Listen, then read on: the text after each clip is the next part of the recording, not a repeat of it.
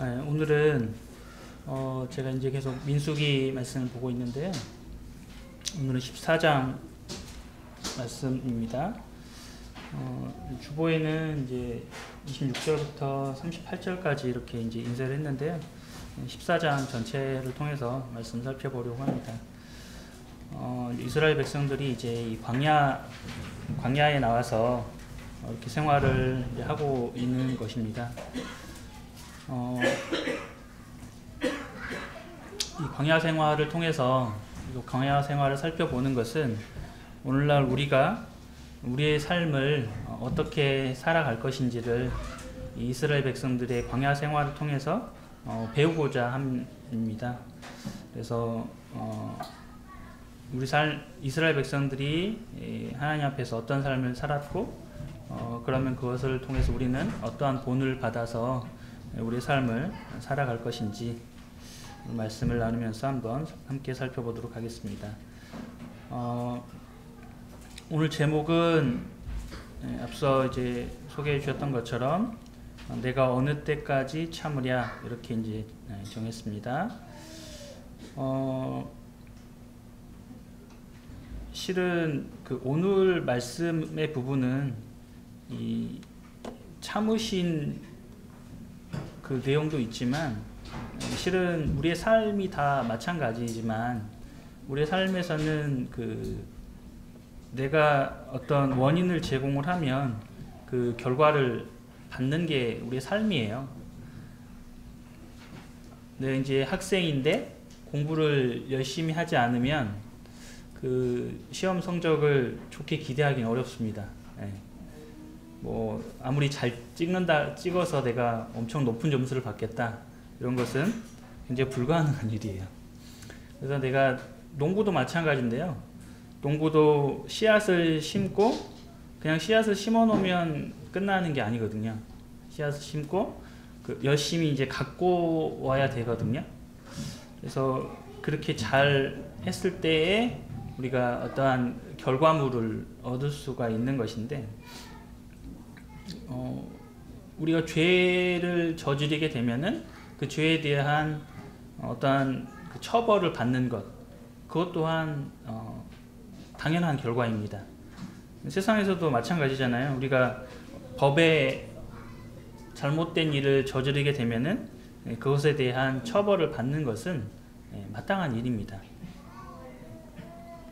그래서 하나님께서는 이제 인내하시지만 그 인내하심의 이제 한계를 보이시기도 하거든요. 그것에 대한 합당한 이제 처벌을 내리시기도 합니다. 그런데 오늘의 이제 이 모습을 통해서요. 그러면 하나님은 우리를 심판하기 위해서 이렇게 이스라엘 백성들을 애굽에서 부르셨는가? 그래서 이제 이 죄에 대한 이 심판에 대한 부분만이 아니라 내가 어느 때까지 참으랴 이 말씀을 주제를 생각을 하면서요. 가장 먼저 떠올리고 잊지 말아야 하는 내용은 뭐 조금은 거리가 있다고 생각할 수도 있지만은 하나님은 사람을 사랑하신다는 것이죠. 이것이 가장 기본적으로 우리가 성도님들이 가지고 계셔야 될 부분이라고 생각을 합니다. 오늘 주제가 이제 어느 때까지 참으랴라고 했는데 그렇다면 이 성도님들은 우리 삶을 살아가실 때 보통 어느 때까지 참으시는가요?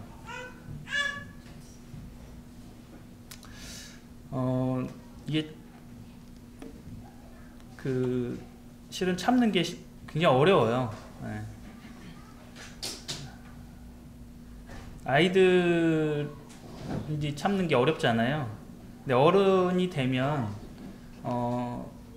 되어도 참는 건 어려운데 조금 더 이렇게 참아보려고 노력을 하는 것이죠. 또 훈련도 하고 노력도 하고 이런 것인데 근데 이제 보통은 어떻게 생각을 하냐면 내가 많이 이제 참아줬다. 그리고 많이 인내해 줬다. 이렇게 이제 많이 생각을 하는 거죠. 근데 그 내가 참아주고 인내한 걸 어떻습니까? 나를 괴롭게 한 상대방은 알지 못한다고 느끼는 거죠. 성도님들 이런 경험 있으신가요? 다들 있으실 거라 생각이 듭니다. 사람은 다 자기만의 방식대로 생각을 하기 때문에 내 입장에서는 충분히 배려하고 또 내가 받을 만큼 용납해 줬다고 생각을 하지만 상대방의 입장에서는 전혀 그렇게 생각을 하지 않을 수도 있어요. 이렇듯 내가 내 자신이 아닌 이 다른 사람의 마음을 전적으로 이해하고 그 사람을 용납하고 받아들이는 것은 결코 쉬운 일이 아님을 우리는 경험적으로 알고 있습니다. 그래서 이제 내가 스스로 인내하는 것, 그러니까 그 인내함에 있어서는 내 스스로 마음속으로 이제 갈등을 하겠죠. 그 갈등을 하기까지는 이제 나의 상황이에요. 나의 상황. 근데 그것이 그 인내하지 못하고 무언가 어떤 행동을 했다, 어떤 말을 하게 됐다. 그러면 그것은 밖으로 이렇게 나타나는 것이죠. 그래서 이제 이러한 것들 때문에 사람과 사람 사이, 그리고 어떤 집단과 집단 사이, 그리고 나라와 나라 사이, 이런 것에 이제 갈등이 발생을 하게 됩니다. 왜? 못 참거든요. 네가 어떻게 나한테 그럴 수 있어? 어떻게 너희 나라가 우리나라한테 그렇게 할 수 있어? 우리나라가 너희 나라를 많이 도와줬는데? 뭐 이런 여러 가지가 발생을 하겠죠.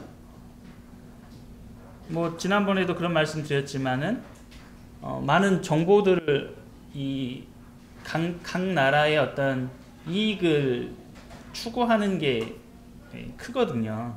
그렇게 하기 위해서 다른 나라의 정보들을 수집을 한다는 거예요. 적의 나라뿐만 아니라 동맹이라 할지라도 그렇게 한다는 겁니다. 그러면 이제 한편으로 생각하기에는 어떻게 너희 나라가 우리한테 그렇게 할 수 있어? 이렇게 생각을 할 수 있지만 그런 것이 이제 갈등이 되는 것이죠. 이렇게 갈등이 확장이 되면 어떻게 됩니까? 뭐 여러 가지의 형태로 그것이 이제 나타나게 될 겁니다. 가장 최종적으로는 이 전쟁이라고 하는 이러한 모습으로 갈등이 이제 표출이 되겠죠. 그래서요, 이 사람이 살아가는 이 세상은 참지 않아요. 참아주지 않기 때문에 우리가 사는 세상은 오늘도 이 수많은 갈등 가운데 있습니다. 그런데요, 이 이기적이고 또 자기밖에 모르는, 참지 못하는 이 사람들에게 이렇게 이기적인 방식으로 살아가는 사람들을 하나님은 놀랍게 사랑하신다는 것이죠.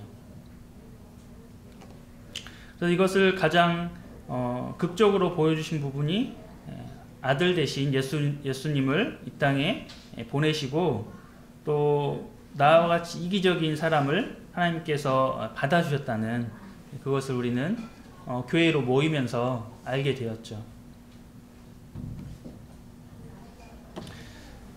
오늘 본문은 그 민수기 14장 주보에 일부를 실었는데요. 함께 읽어보면 좋겠습니다. 함께 읽어보도록 하겠습니다.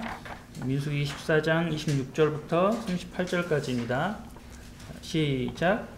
여호와께서 모세와 아론에게 말씀하여 이르시되 나를 원망하는 이 악한 회중에게 내가 어느 때까지 참으랴. 이스라엘 자손이 나를 향하여 원망하는 그 원망하는 말을 내가 들었노라. 그들에게 이르기를 여호와의 말씀에 내 삶을 두고 맹세하노라. 너희 말이 내 귀에 들린 대로 내가 너희에게 행하리니 너희 시체가 이 광야에 엎드러질 것이라. 너희 중에서 20세 이상으로서 계수된 자 곧 나를 원망한 자 전부가 여분네 아들 갈렙과 눈의 아들 여호수아 외에는 내가 맹세하여 너희에게 살게 하리라 한 땅에 결단코 들어가지 못하리라. 너희가 사로잡히겠다고 말하던 너희의 유아들은 내가 인도하여 드리리니 그들은 너희가 싫어하는 땅을 보려니와 너희의 시체는 이 광야에 엎드러질 것이요 너희의 자녀들은 너희 반역한 죄를 지고 너희의 시체가 광야에서 소멸되기까지 40년을 광야에서 방황하는 자가 되리라. 너희는 그 땅을 정탐한 날 40일의 하루를 1년으로 쳐서 그 40년간 너희의 죄악을 담당할지니 너희는 그제서야 내가 싫어하면 어떻게 되는지를 알리라 하셨다 하라. 나 여호와가 말하였거니와 모여 나를 거역하는 이 악한 온 회중에게 내가 반드시 이같이 행하리니 그들이 이 광야에서 소멸되어 거기서 죽으리라. 모세의 보냄을 받고 땅을 정탐하고 돌아와서 그 땅을 악평하여 온 회중이 모세를 원망하게 한 사람 곧 그 땅에 대하여 악평한 자들은 여호와 앞에서 재앙으로 죽었고 그 땅을 정탐하러 갔던 사람들 중에서 오직 눈의 아들 여호수아와 여분네의 아들 갈렙은 생존하니라.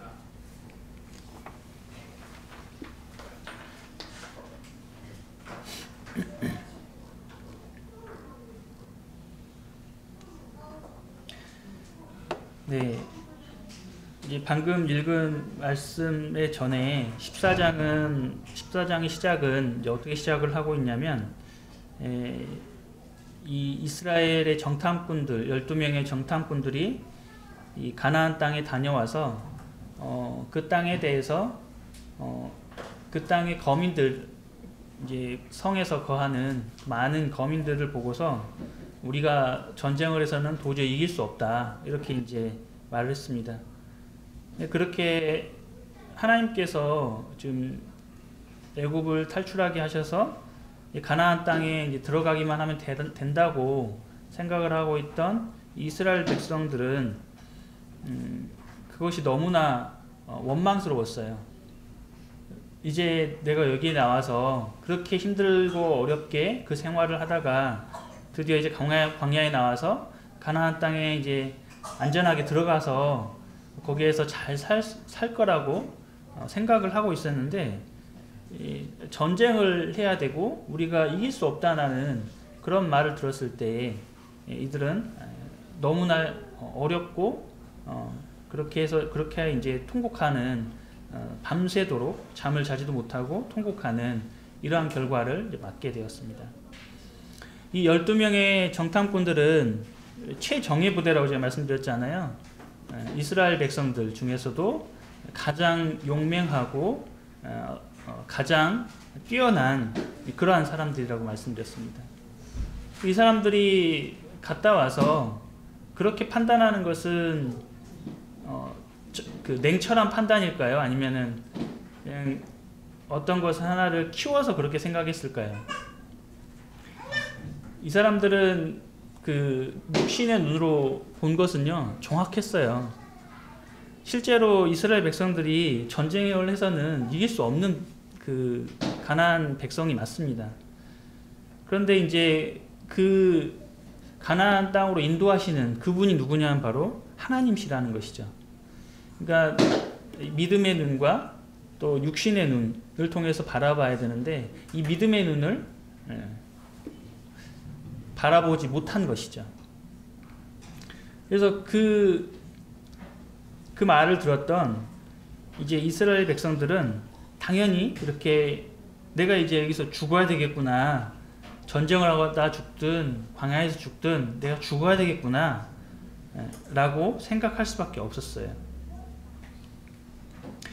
우리가 말하는 거 있잖아요.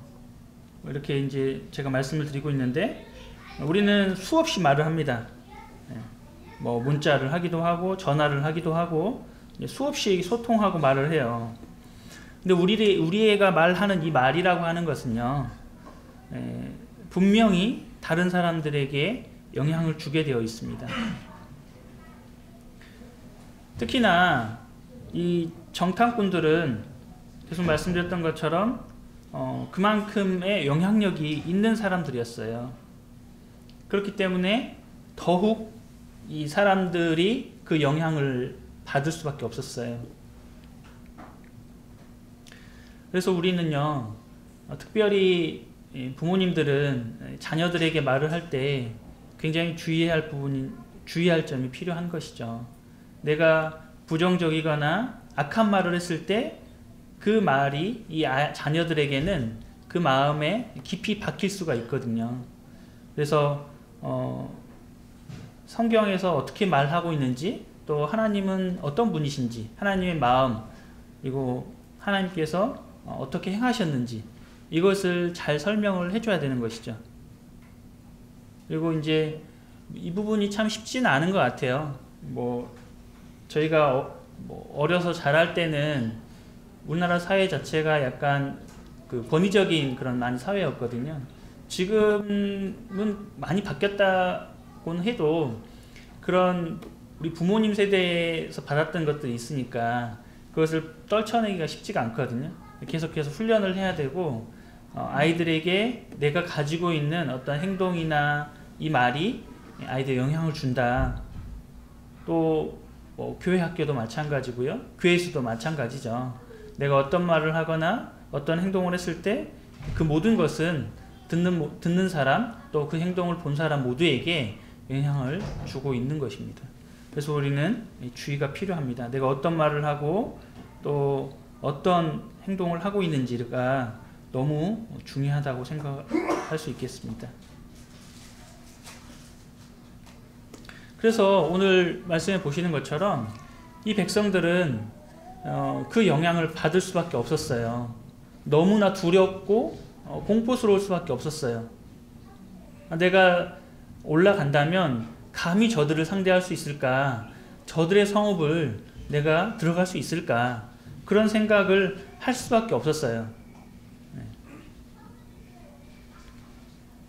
그렇게 됐기 때문에 이제 이 백성들의 마음은 우리를 출애굽으로 인도한 그 모세와 아론을 원망하는 마음으로 갈 수밖에 없었어요.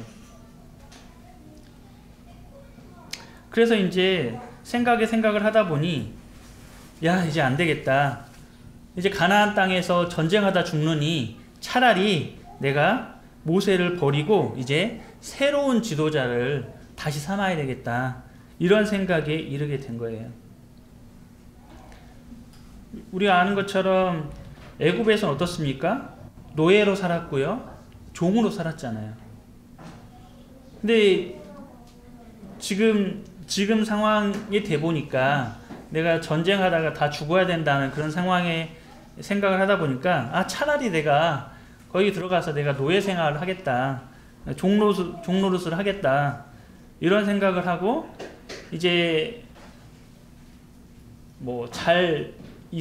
애굽에 가서 이제 우리가 다시 돌아오게 된 어떤 경위를 잘 설명할 수 있는 그런 새로운 지도자를 지금 다시 세우려고 하는 것이죠. 그냥 받아주지 않을 거잖아요. 애굽의 그 첫째 아들이 다 죽었어요. 그리고 가축도 다 죽었어요. 그리고 끝까지 따라오다가 홍해에 빠져가지고 수많은 군대가 다 몰살되었어요. 그런 상황에서 만약에 이 애굽으로 다시 돌아간다 그러면 그 순순히 받아줄 리가 없잖아요. 이전보다 오히려 더 가혹한 그러한 어떤 대접이 따를 것인데, 그럼에도 불구하고 그런 말들을 하는 것이죠. 그러니까 이 사람의 마음은요, 그것이 실현 가능하든 가능하지 않든 어떤 감정이 이렇게 감정을 어떻게 추스리지 못하면 그것이 끝을 향해서 달려가는 것을 보게 되거든요. 그래? 그럼 난 한 번 더 세게 할 수도 있어. 이것을 상대방이 있다 그러면 이렇게 앞다투어서 그런 모습을 보이게 됩니다. 근데 그 모습을 하나님께서 지켜보신다는 것이죠. 그래서 우리는 하나님 없는 자들이 아니기 때문에 하나님이 지금 우리에게 이 14장 말씀을 통해서요, 이스라엘 백성들이 이 모습을 하나님께서 그대로 지켜보신다는 것이잖아요. 동일하게 우리의 모습도 하나님이 안 보시는 것 같지만 다 보신다는 거죠.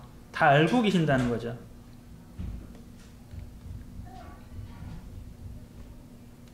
이 모습을 보고 이제 이 새 지도자를 다시 세워서 애굽으로 다시 돌아가고자 하는 이러한 행동과 이러한 말과 이러한 모습을 이제 누가 보고 있었냐? 하나님도 보고 계셨지만 거기에 같이 있던 여호수아와 갈렙도 같이 보고 있었어요. 여호수아와 갈렙은 어떤 행동을 했나요? 자신의 옷을 찢어버린 것이죠. 그만큼 그 모습을, 이스라엘 백성들의 모습을 봤을 때 너무나도 마음이 아팠던 것이에요. 어떻게 하나님 앞에서 이런 행동을 할 수 있는 것인가? 너무나 마음이 아팠어요. 그래서 그 마음을 찢는 것처럼 이제 이스라엘 성경에도 가끔 나와 있지만 그 옷을 찢어서 이제 그 자신의 어떤 분노의 모습을 이제 표출하는 그런 모습을 보이게 있는데요. 이제 이 여호수아와 갈렙이 그런 모습을 보였습니다. 그리고 이제 다시금 말을 하죠. 이 가나안 땅에 있는 이 백성들을 두려워하지 말라. 그들이 분명 철병거라든지 또는 성이라든지 그 다음에 그들의 어떤 이 외적인 이 부분이라든지 이런 것들이 충분히 우리를 압도할 수 있는 그런 수준이지만 그럼에도 불구하고 믿음의 눈으로 바라봤을 때 그들은 하나님께서 주신 우리의 밥이다, 이렇게 이제 믿음의 눈으로 바라보라고 다시 한번 담대하게 말했습니다. 그럼에도 불구하고 백성들은 전혀 지금 이제 한쪽에 치우쳐 버렸기 때문에, 완전히 끝으로 가버렸기 때문에 그 공포에 쌓여있는 백성들의 귀에는 아무 말도 들리지 않아요.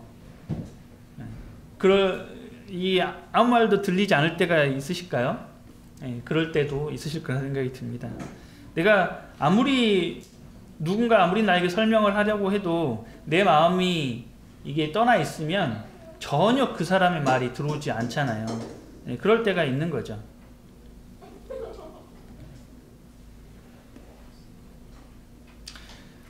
그래서 이제 이 여호수아와 갈렙이 오히려 믿음의 눈으로 바라보는 그 말을 하였지만은, 이제 이 백성들은 오히려 돌을 들어가지고 이 여호수아와 갈렙을 치려고 했습니다. 그때 이제 이 회막에서 하나님의 영광이 이제 나타나심으로 하나님께서 그 모습을 다 보고 계신다는 것이죠. 하나님이 그 가운데 이제 개입을 하신 것입니다. 그래서 하나님이 직접 이제 하나님의 영광이 나타나심으로써 백성들은 아무것도 이제 할 수가 없었죠.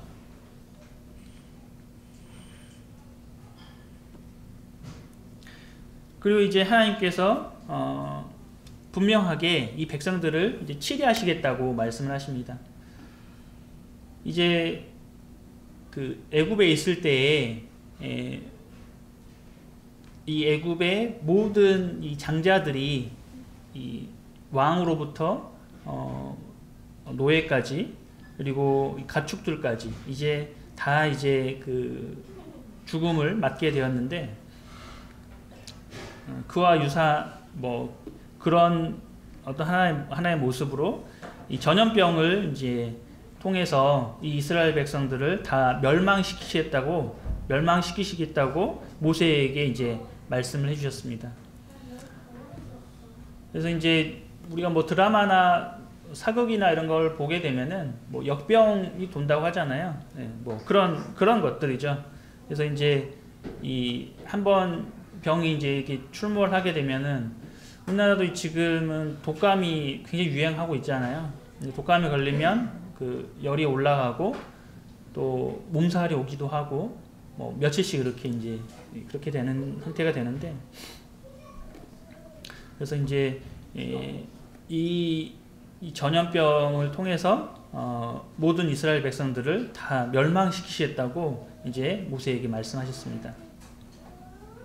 그렇게 말씀하시면서 이제 그러면 이제 모세가 남겠죠. 그러면 그 모세를 통해서 어떻게 한다고요? 모세에게 이제 모세의 자녀들, 또 그 자녀들을 통해서 아브라함을 통해서 이제 이스라엘 백성들을 이루셨던 것처럼 이 모세를 통해서 다시 이스라엘을 다시 세우시겠다, 이렇게 이제 말씀을 하신 것이죠.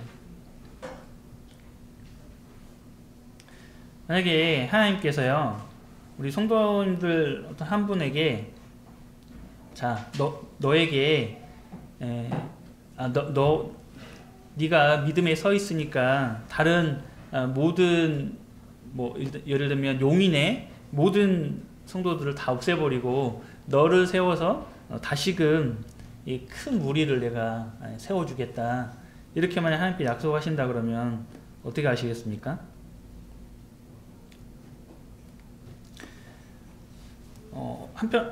어떤 면에서는 이런 마음이 들 수도 있을 것 같아요. 모세의 마음 가운데 그래, 이제야 하나님께서 나를 정확히 보셨구나. 나밖에 없어. 저기 이스라엘 백성들 저거 안 되지. 뭐 한두 번도 아니고 벌써 몇 번째야. 이제 하나님께서 나를 알아주시고 다시금 나를 통해서 이제 이 백성을 다시 세우시겠구나, 이렇게 생각할 수도 있다는 것이죠. 이 마음을 갖는 게 더 자연스럽잖아요. 하나님께서 그렇게 말씀하시니까. 그리고 지금 상황이 그렇잖아요.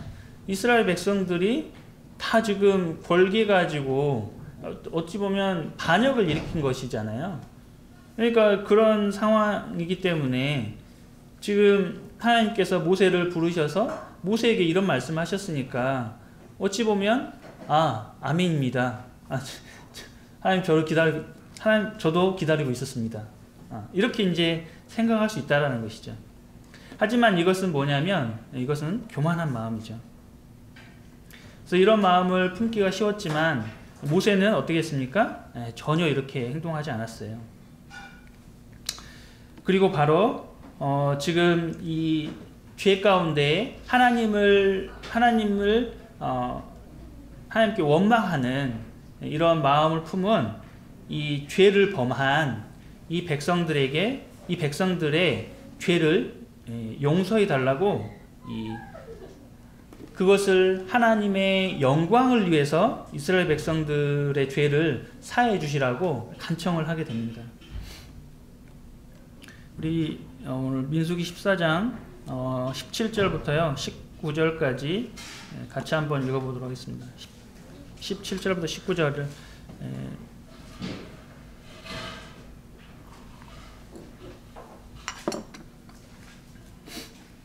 같이 한번 읽어보겠습니다. 시작. 이제 구하옵나니 이미 말씀하신 대로 주의 큰 권능을 나타내옵소서. 이르시기를 여호와는 노하기를 더디하시고 인자가 많아 죄악과 허물을 사하시나 형벌 받을 자는 결단코 사하지 아니하시고 아버지의 죄악을 자식에게 갚아 3, 4대까지 이르게 하리라 하셨나이다. 구하옵나니 주의 인자의 광대하심을 따라 죄악을 사하시되 애굽에서부터 지금까지 이 백성을 사하신 것 같이 사하시옵소서. 모세는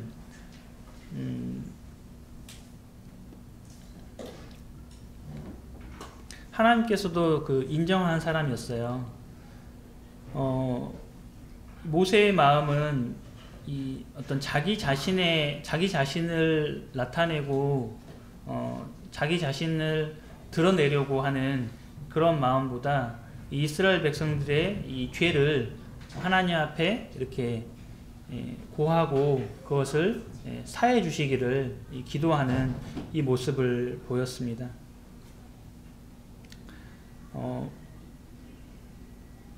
우리의 마음 가운데에도 누군가를 이렇게 내가 많이 참아주고 많이 인내해줬는데 내 마음을 모른다고 생각을 할 땐 어떻습니까? 그 사람에 대해서 이렇게 그 악평을 하고 또 하나님이 저 사람에 대해서 뭔가 갚아주기를 원하는 그런 마음을 품게 되잖아요. 지금 이스라엘 백성들은 이 출애굽을 통해서 이 모세가 이제 이 그 이스라엘 백성들을 인도하고 그 모든 과정 가운데에서 모세는 인내했잖아요. 그러한 사람을 두고서 이제 이 백성들은 새로운 지도자를 이제 세우려고 하는 이와 같은 반역을 하는 이와 같은 모습을 보였거든요. 그럼에도 불구하고 이 모세는 동일하게 이스라엘 백성들에게 갚지 아니하는 그런 모습을 보였습니다. 주님께서 우리에게 이렇게 베푸신 모습과 동일하죠.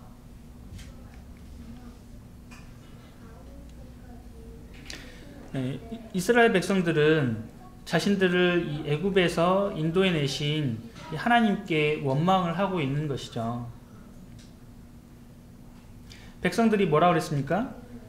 이제 이 광야에서 우리가 다 죽게 되었다. 또 가나안 땅에 들어가 전쟁을 하다 다 죽게 되었다. 이렇게 이제 하나님을 원망하고 있는 것이죠.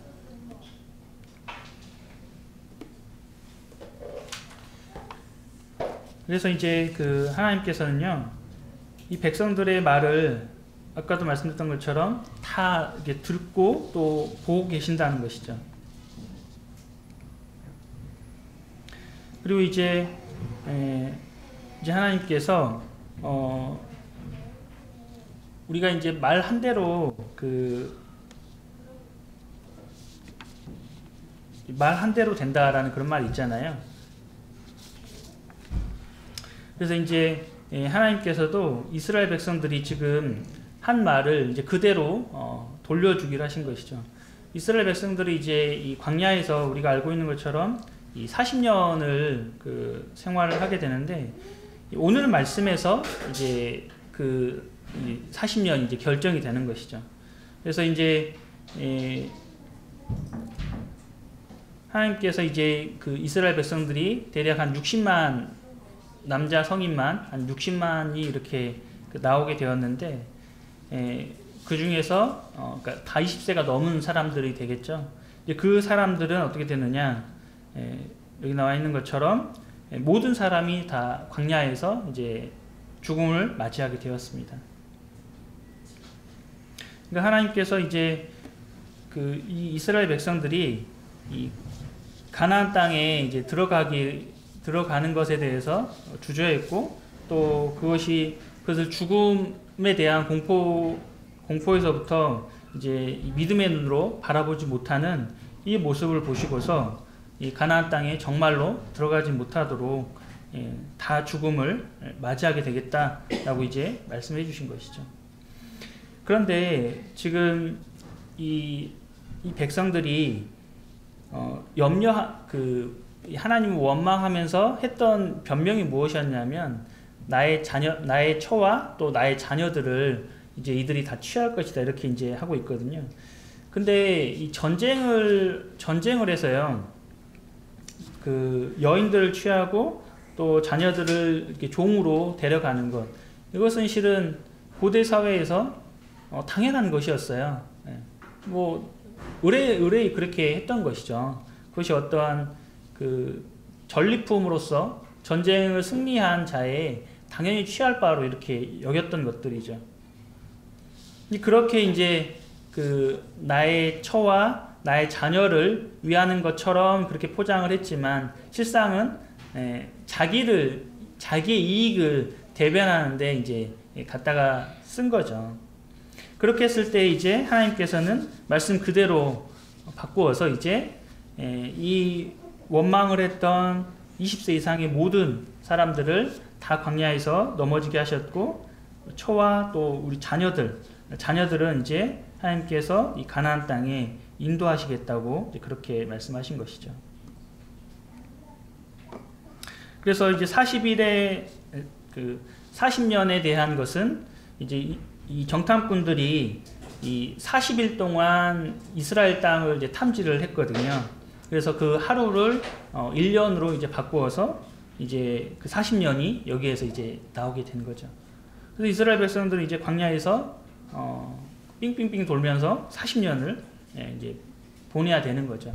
그러니까 지금 나온 지가 1년이 좀 넘었으니까 아직 38년하고도 조금 더 세월이 필요하게 된 이런 상황이 바로 오늘 된 것입니다.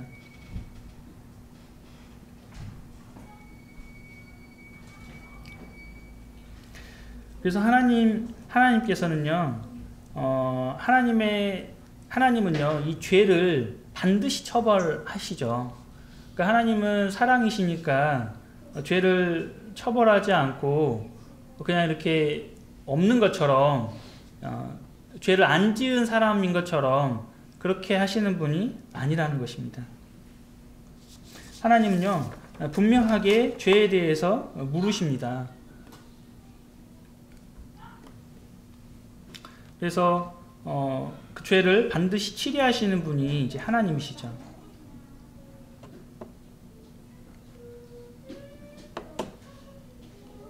근데 우리 누가복음 23장을 볼까요? 누가복음 23장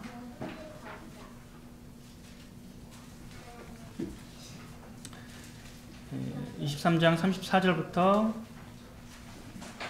37절까지입니다. 누가복음 23장 34절부터 제가 한번 읽겠습니다. 23장 34절.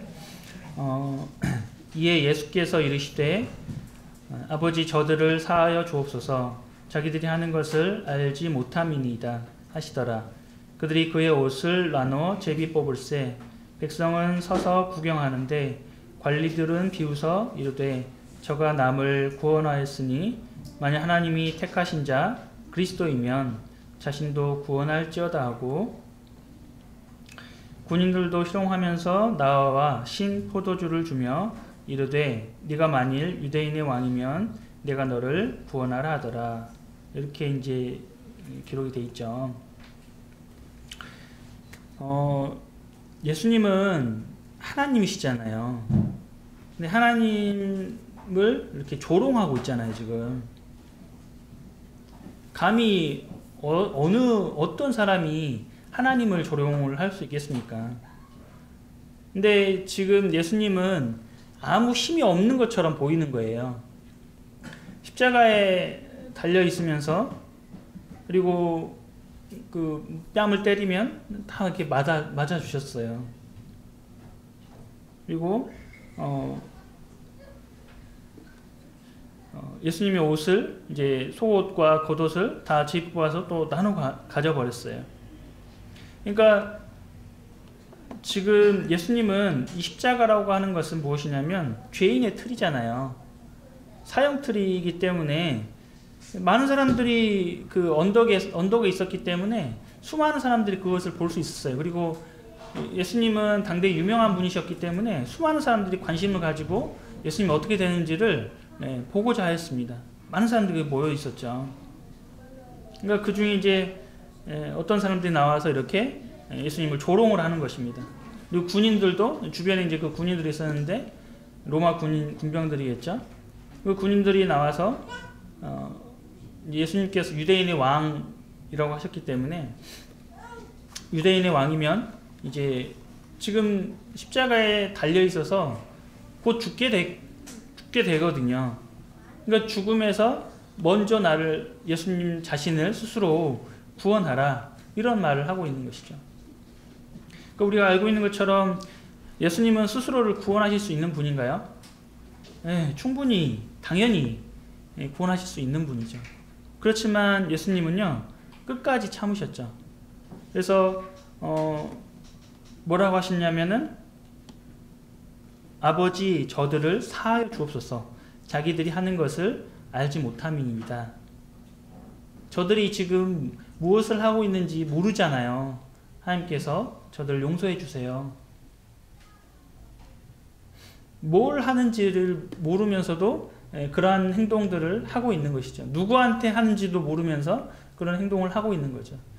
이분이 참 하나님이시고 사람을 창조하신, 만물을 창조하신 하나님이신 것을 알지 못하고 이러한 행동들을 하고 있는 것이죠. 그런데 놀랍게도 예수님께서는 이 모든 것을 그대로 받아주시고 그들을 용서하시는 것이죠.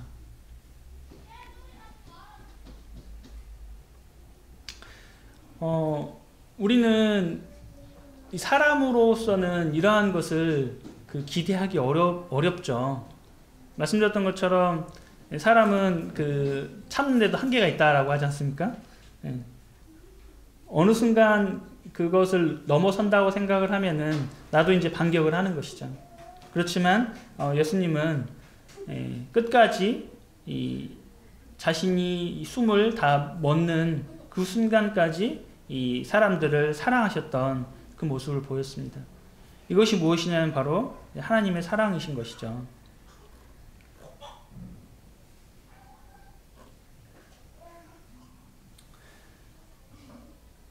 그래서 이 하나님의 사랑이 없었다 그러면 이스라엘도 남아나지 못했던 것이죠. 이스라엘도 다 없어져 버릴 것이었죠.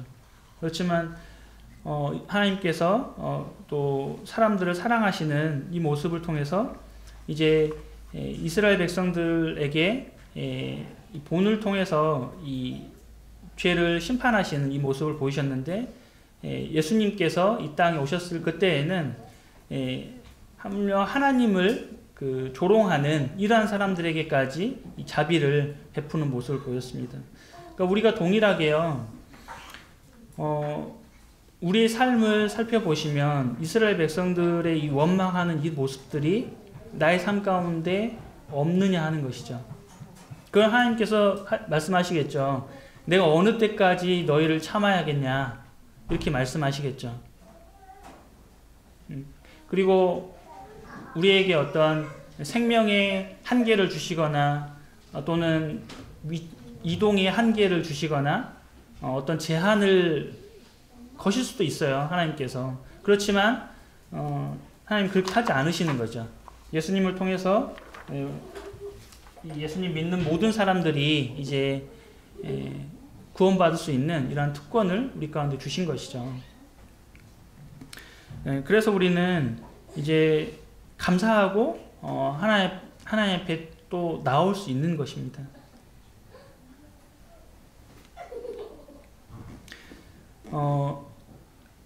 이 이스라엘 백성들이 이제 근데 이제 하나님의 이 모세가 이 하나님의 말씀을 듣고 나와서 다시금 이스라엘 백성들 앞에 나와서 이 말씀을 이제 이스라엘 백성들에게 전달해 줬습니다. 그랬더니 어떻게 되죠? 이제 이스라엘 백성들이 다시금 이제 갈등을 하게 되는 거죠.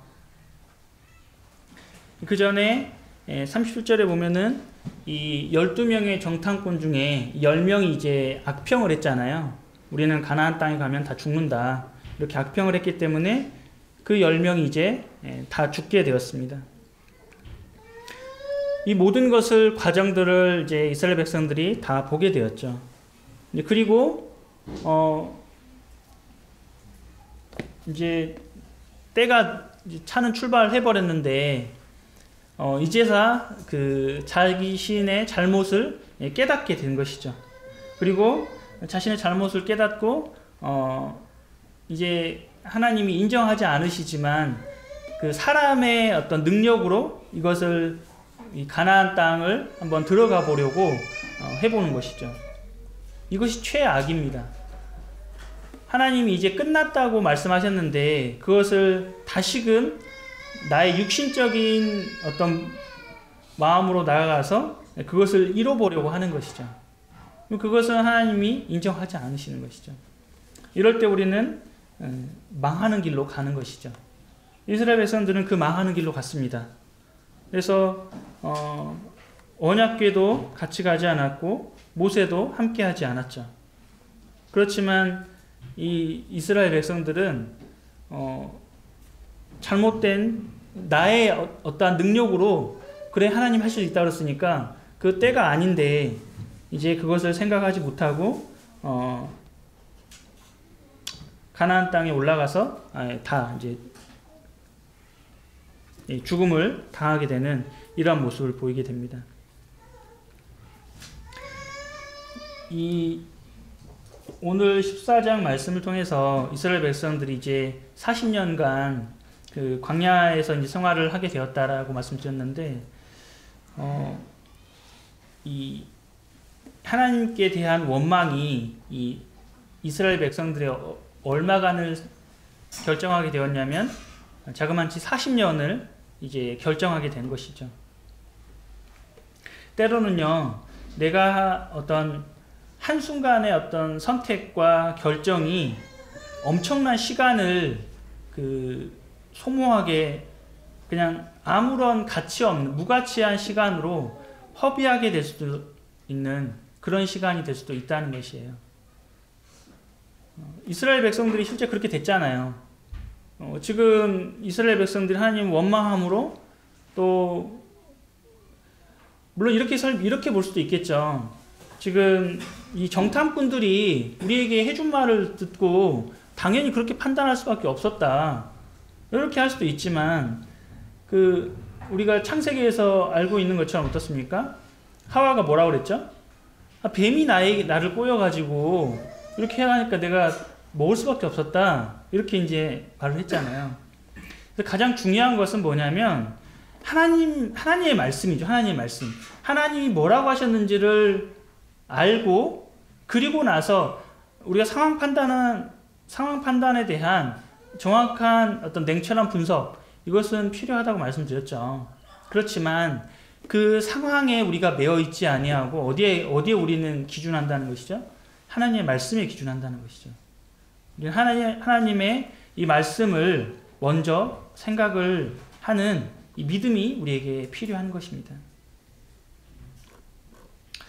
그래서 하나님은요, 말씀드렸던 것처럼 이 죄에 대해서 반드시 분명하게 짚고 넘어가십니다. 죄를 없는 것처럼 없이 하시는 분이 아니에요. 우리의 죄가 있지만 그것을 예수 그리스도를 통해서 어떻게 합니까? 용서하신 것이죠. 누구를 보고 용서하신 것이죠? 나를 보고 용서하신 것이 아니에요. 나는 죄인이 맞잖아요. 아무리 생각해도 난 죄인이잖아요. 그럼에도 불구하고 예수님께서 하나님이신 그분께서 나를 대신해서 십자가를 지시고 이제 우리가 오늘 매 주일마다 계속해서 떡과 잔을 이제 대하고 있는데 하나님께서 예수 그리스도께서 하늘 성소에 올라가셔가지고 아직도 우리를 대변하고 계신다는 것이죠. 내가 어떤 하나님을 원망하거나 또 하나님 앞에 죄를 지었을 때에 하나님 제가 그래서 여기 있지 않습니까? 제가 하늘 성소에 있지 않습니까? 저의 피를 보십시오. 이렇게 저희를 대변하고 계신다는 것이죠. 그래서 우리는 나의 삶에서 이스라엘 백성들이 이 40년의 세월을 그 광야에서 허비할 수밖에 없었던 이 모습을 우리가 보면서 나의 삶 가운데에서 하나님께서 내가 너를 어느 때까지 참으랴 이렇게 말씀하시는 그 음성을 듣고 우리가 내 인생을 허비하지 않고 하나님께서 말씀하신 그 기준이 있잖아요. 우리 계속해서 하나님 말씀을 살펴보는 그 하나님이 어떻게 말씀하셨는지. 하나님 가나안 땅으로 들어가라고 하셨거든요. 근데 그것을 정탐을 통해서 우리는 안 된다 이렇게 이제 판단한 것이잖아요.